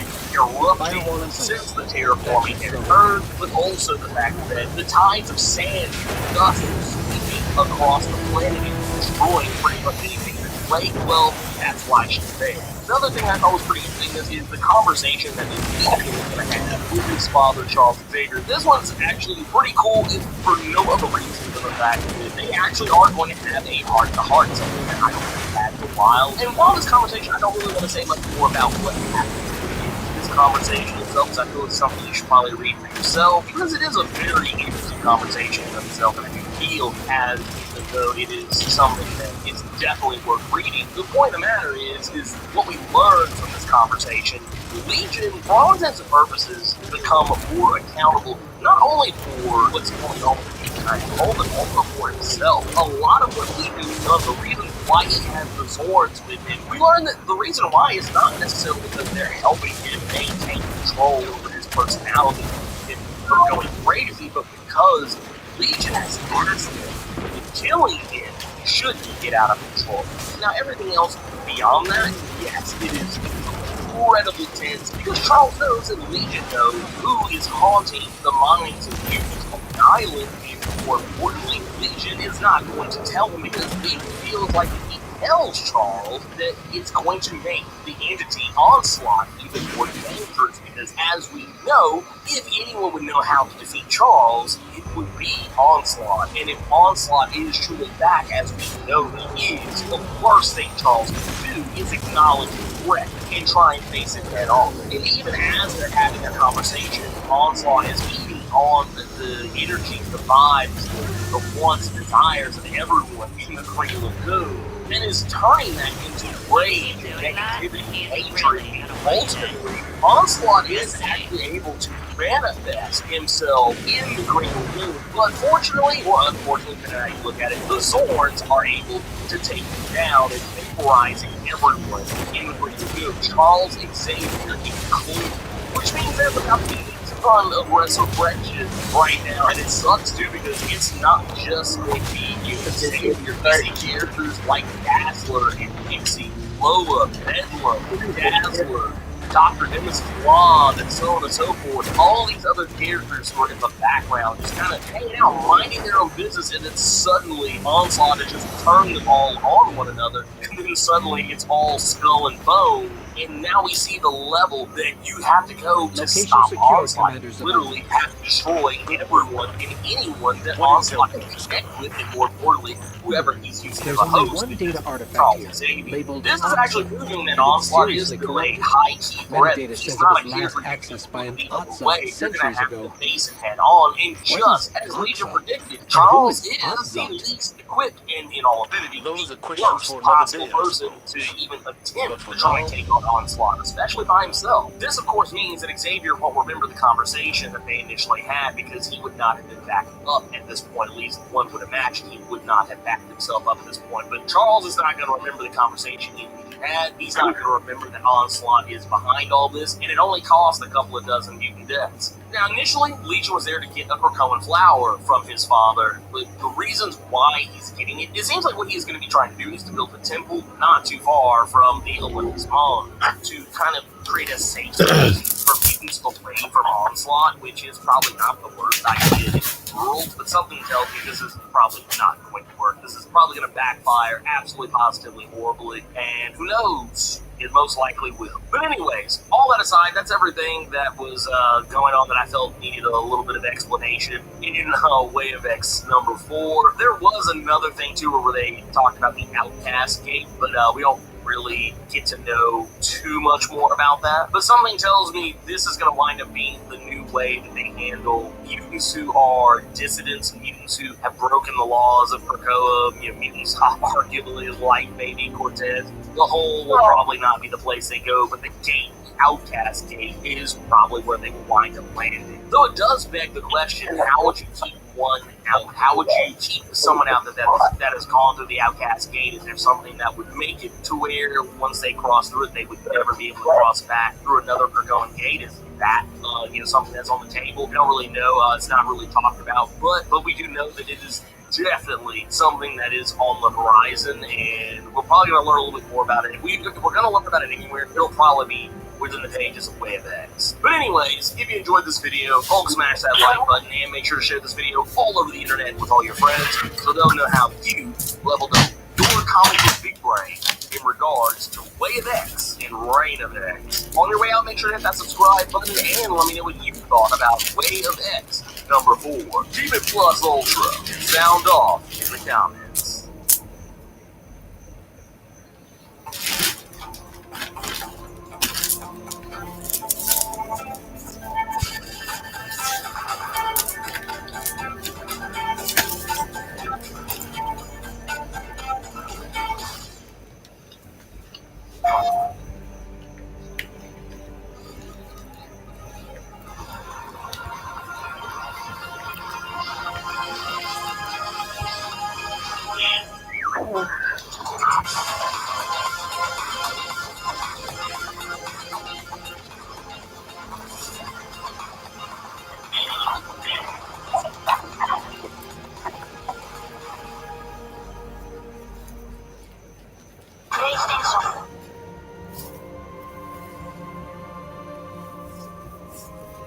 on, guys? Welcome to Everything Always. My name is Michael Roman, aka All Players. Now, it's been over 7 months since we had the Disney's Investors Day meeting bombshell last year. A ton of brand new Star Wars and Marvel content announced, brand new titles for Disney Plus, casting announcements for upcoming films. Keeping in mind how they announced it in San Diego Comic-Con 2019, if they follow again this year with the major announcement, we should get brand new titles for the rest of Phase 4 of Disney.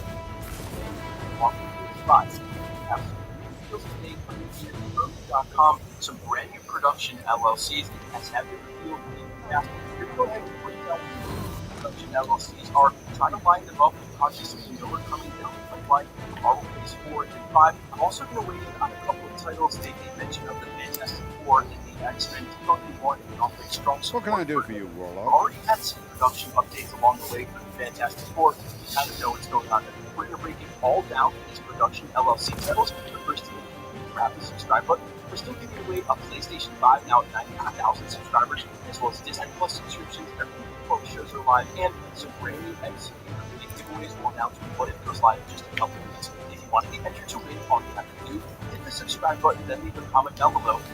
This war is a complicated stuff. So again, this broke just hours ago from the Roman editorial under the headline When I lost unannounced projects likely to be revealed soon. So not today, because you're going to be reflecting that last clause out of the headline.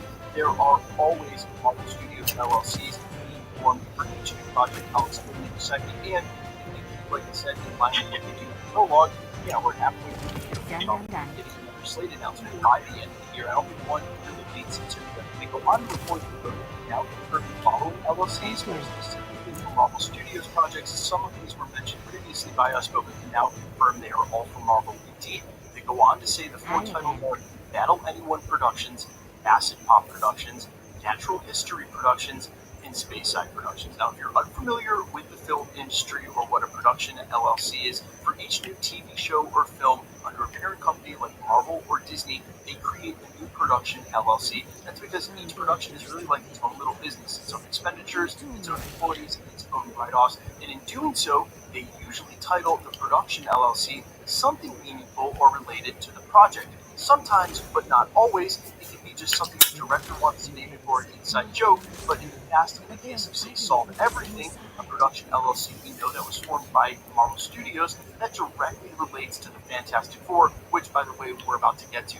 They go on to then report after the 4 titles, quote, the identity of these projects is unknown, but you'd have to imagine that things like Captain America 4, X-Men, Blade, John Watts' Fantastic Four reboot, and Deadpool 3 would be among the candidates. Well, at least one of those is incorrect. The Fantastic Four reboot, that production LLC was formed over 12 months ago, and there are several publications available to the public in some places, but usually you have to pay basically a monthly subscription to find them, and it's really for people in the industry, people doing camera work, stunt work, to know what's gone to production. Fantastic Four showed up at the end of last year, so that production LLC was formed a long time ago. That being off the table, and as I just mentioned, they don't always directly relate to the projects that they're tied to. There are some things we can infer. Now, first of all, the name Battle Anyone Productions. Let me check right away. Immediately signal the word Battle World. We're going to take Battle World and run with it. Secret Wars. I saw it in this article as well. They mentioned it. Bring it up. I brought it up loosely myself, but I've also been on good record as saying Secret Wars is not something that they would attempt to do anytime soon in the Marvel Cinematic Universe, because they're doing the most recent iteration. It features one of the highest power set levels of Doctor Doom, God Emperor Doom, or God King Doom, depending on how you want to refer to him. That's the white iteration. Let me check We right don't even away. have Doctor Doom in the MCU yet, and they just introduced Kang. We've got to get Kang out of the way and start building Doctor Doom, which I assume will happen during the Kang saga and pretty shortly in the MCU, but it doesn't mean Battle World or Secret Wars is anywhere around the corner. They wouldn't start a production LLC this early for a film like that. Battle Anyone Productions, to be in mind, a huge rumor for Deadpool's original film. His interest in the MCU was Deadpool kills the Marvel Cinematic Universe. She said she about wanted how to express herself, so back into history and travels to the timeline, which seemed crazy at the time, given everything that's happened. No matter how they decide to introduce Deadpool, that sounds like it lines up pretty nicely with what this movie would be all about. Now, as far as Acid Pop Productions, Natural History Productions, and Speyside, anybody's guess is as good as the rest. They go on in this Ronin article to mention that Natural History Productions may have something to do with Savage Land. earlier entries for the X-Men. There was a story, a report here on the channel actually, an exclusive re-reported from industry insider Mikey Sutton. This has got to be over a year or a year and a half ago, that talked about loosely Marvel Studios was looking to do a sequel to the X-Men that they had done with other previously owned Marvel entities. That is, introducing it to the MCU in context that they had never been done before. So they were doing something new. We saw this point blank with Spider-Man and how they decided to forego his normal origin story to let us fill in the blanks. Savage Land was one of the ideas for entry for the Marvel Cinematic Universe as a way to bring in the X-Men new and fresh and pull on all the heartstrings of nostalgia for those who remember Savage Land imagery from the 90s cartoon, which a lot of us do. Even though that may totally be the case, I have to remind you for the second or third time in this video, we are purely speculative territory only because it's really hard to sometimes continue the production of subtitles directly to a franchise without any additional information. That has stopped us in the past. Maybe this article played Eververse trades in goods we feel enhance a Guardian's journey. ways back into the atmosphere or not announced until recently series like Disney Plus. It's possible that Blade is just now getting production house because of the delays that suffered. It's also possible one of these are before we not seeing side productions in this associated with the whiskey. When I think of whiskey, there's only one Marvel character that immediately comes to mind, Patch Old Man Logan, and we have reported very loosely as a rumor on the channel that Wolverine could be getting his own Disney Plus anthology.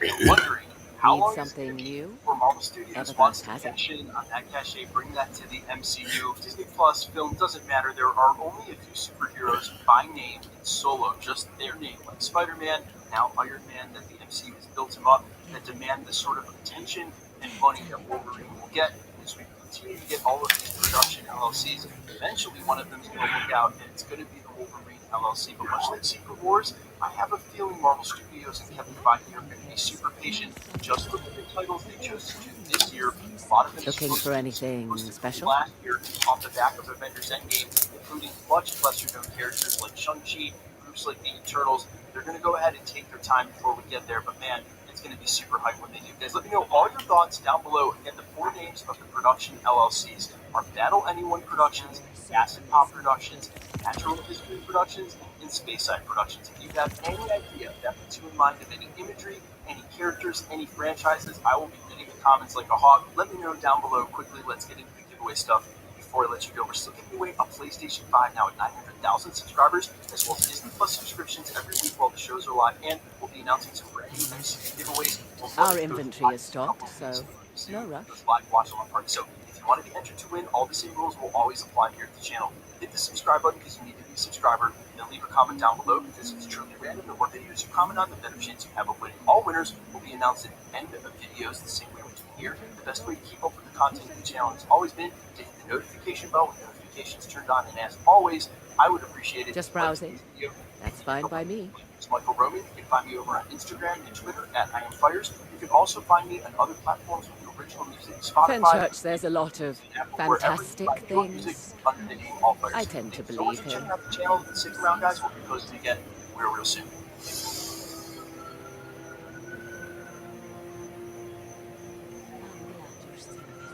Grand Canyon University, a Christian university, is one of the largest universities in the country. Online students at GCU received over $100 million in scholarships in 2020. See what scholarships you qualify for. Find your purpose at gcu.edu/myoffer.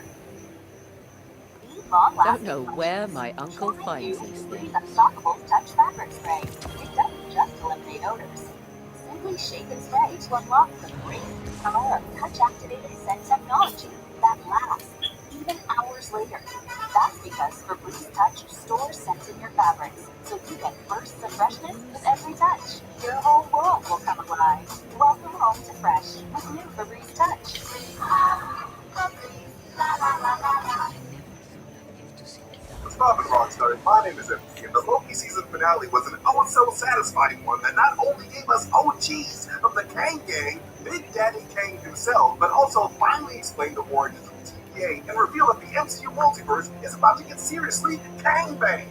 Other than that massive Michelangelo statue of the cliffhanger, one of the biggest questions us milky nerds in the multiverse madness want to know is, where the hell did this teacher you Just forget the browsing. homework fancy That's fine by me. Yeah, I'm talking about you, Renslayer, pushing Owen Wilson to the ground. How dare you? He's a national treasure. But no, seriously, where does Judge Fenchurch says a lot of fantastic things.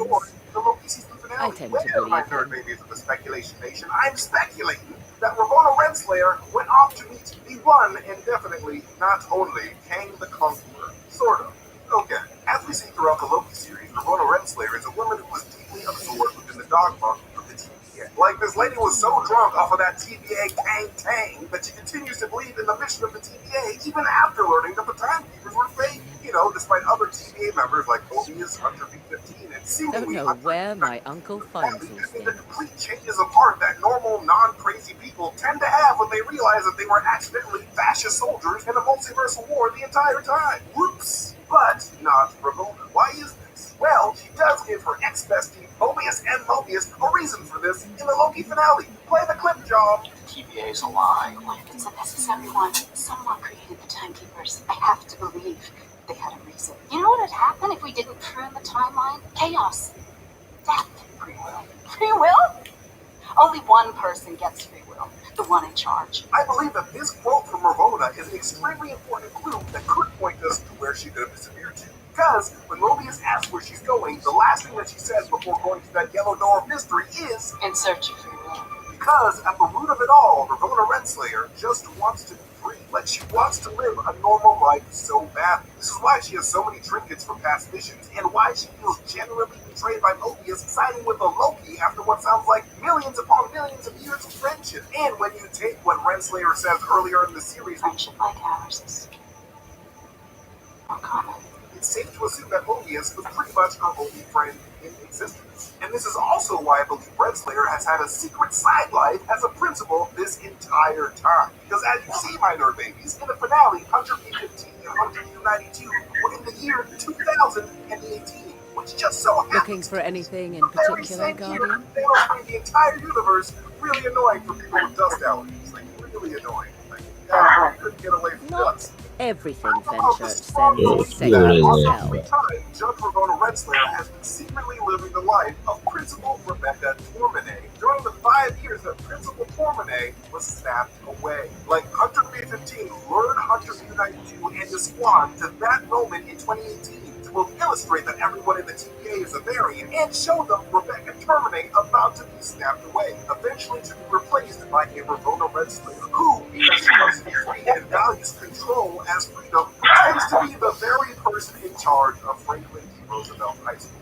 Because why wouldn't she? That's literally exactly in line with her character. In this scenario, Judge Renslayer would literally be working for fun as a side thing, with the last name Terminator obviously being a nod to Renslayer's Terminatrix personality in the comics. And if Renslayer is as much of a hard ass as a principal as she is a judge, I would not be surprised if she ends up being given the name Terminatrix by her actual students, a name that Ramona might actually end up adopting.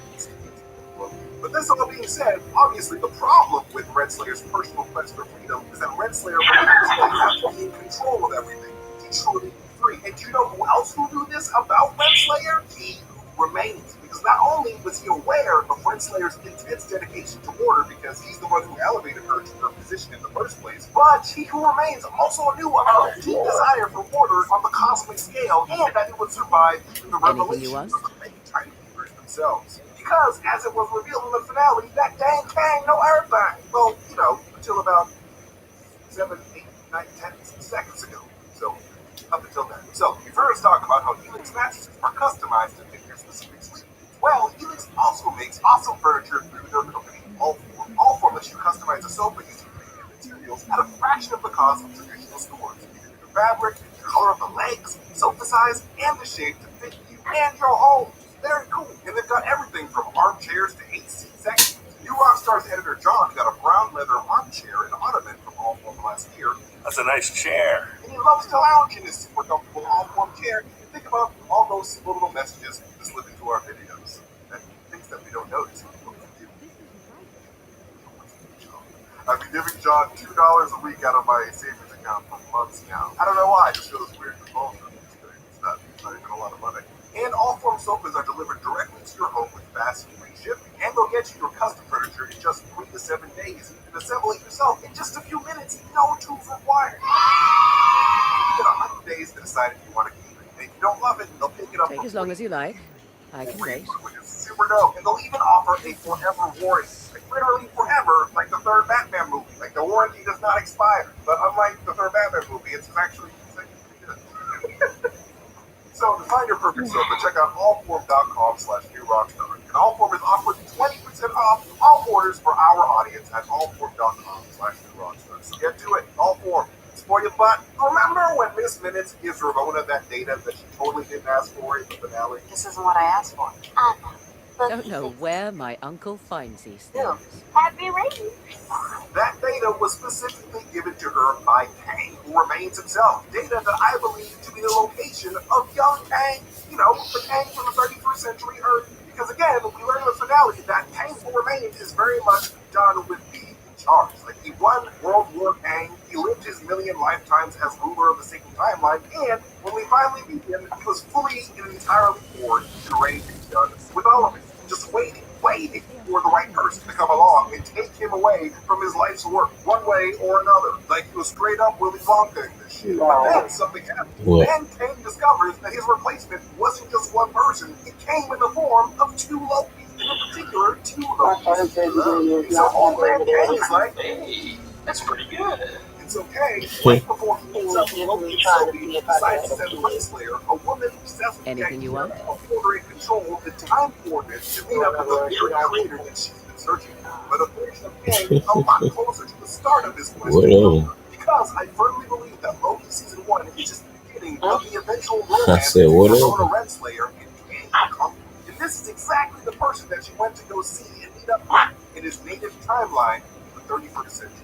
He who remains is straight up trying to set a younger version of himself up with a partner dedicated to order so that he doesn't have to conquer the multiverse alone. Because, as Kang tells us, he's tried to work with other versions of himself in the past, but that didn't work out. That's how the multiversal war started. So he remains resolved to just Don't by know himself where for my uncle every finds success, these because things. he's like, you know what, I can't trust nobody if I can't trust myself. But unfortunately, I do hear that eons and eons of apples in an elevator at the end of time by yourself really makes you start to miss the warm touch of a woman. Not me, though. I don't know what that is. A woman?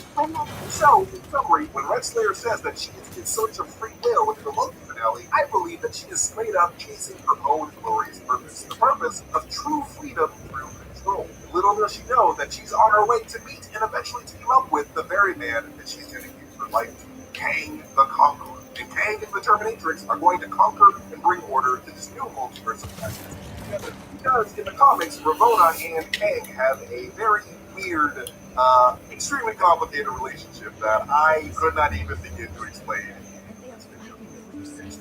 On again, on again. But that's just my theory. I want to hear what my nerd babies of the Speculation Nation have to say. Where do you guys think Renslayer could have gone? Let me know below. But anyways, thank you guys so much for watching this video. Of course, you can follow me at Maxtertainment if you want to see me do some good shit. But most importantly, follow New Rockstars wherever we are, especially on YouTube. When you do on YouTube, make sure you hit the notification bell and notifications whenever we upload a video. Also, go to newrockstarsmerch.com.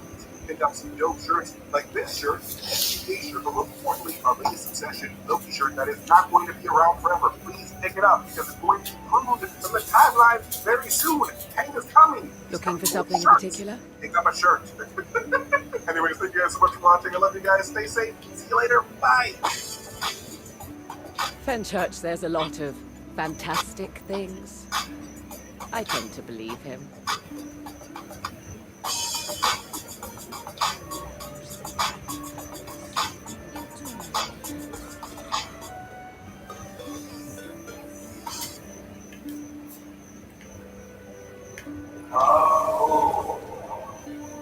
What's up, beautiful people? It is I, your beacon of headlights, your steward of Gundor, your genius, billionaire, playboy, basic YouTuber, philanthropist, Super Clark. If you like what you see, /here, then please hit that like and subscribe button for every little bit helps in this YouTube world. And now, for your main event, John F. Walker, aka U.S. Agent, the super soldier whom you love to hate. Check it. But Marvel Studios currently working on a Disney Plus show The Falcon and the Winter Soldier, which will feature and debut the character, U.S. Agent, played by Wyatt Russell, in the MCU, along with an upcoming 5-issue miniseries that will be written by the magnificent Don't know Christopher where Priest, my uncle Ron finds these things. Stefano Landini, set to release in November. I figured now would be a great time to delve deep into U.S. Agent's history, providing you lovely citizens with the what you need to know going forward. And with all that said, let's suit up. Created by Mark Grunwald and Paul Neary, John Walker first appeared in Captain America issue 323 in November of 1986 as Just with browsing. Super That's Patriot. fine by me. Don't worry, we'll get to the U.S. Agent stuff in a bit. Where you see, John Walker was born in Georgia. He grew up idolizing his older brother, Everything who died in Fenchurch says Vietnam War. is safe Wanting to to live sell. up to his brother's memory, John later enlisted in the military. Unfortunately for John, he served during peacetime. Therefore, his mission, peeling potatoes. So he never felt like a hero in the way that he perceived his older brother to be. Eventually, John received an honorable discharge from the United States Army. But fortunately for Johnny Boy, fortune smiles, as fellow Army friend Lamar Hoskins tells John about a mysterious individual who would later be revealed to be Curtis Jackson, aka the Power Broker, who is giving people superhuman abilities. And it's at this point where John is still wanting to become a hero, so this is basically music to his ears. Walker and his army buddies eventually receive treatments, which grant them superhuman abilities. Afterwards, John comes across a man named Ethan Thurm, who becomes his manager and persuades Walker to further his superhero career. After designing a costume, along with some financial backing, John Walker debuts as Super Patriot, who travels around the country promoting his image to America through patriotic rallies, community service, as well as stage fights with quote-unquote Captain America supporters, where John uses these smear tactics to